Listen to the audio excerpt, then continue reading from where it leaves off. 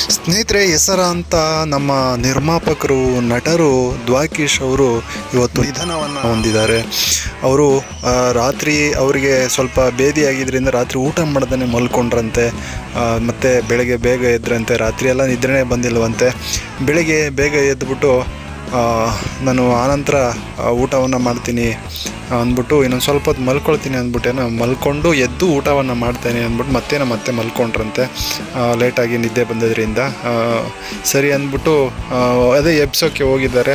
ಆದರೆ ಅವರು ಮಲಗಿದ್ದಂಥ ಜಾಗದಲ್ಲೇ ಹಾರ್ಟ್ ಅಟ್ಯಾಕ್ ಆಗಿ ಅವರು ಇವತ್ತು ತೀರ್ಕೊಂಡಿದ್ದಾರೆ. ನಿಜವಾಗ್ಲೂ ನಮ್ಮ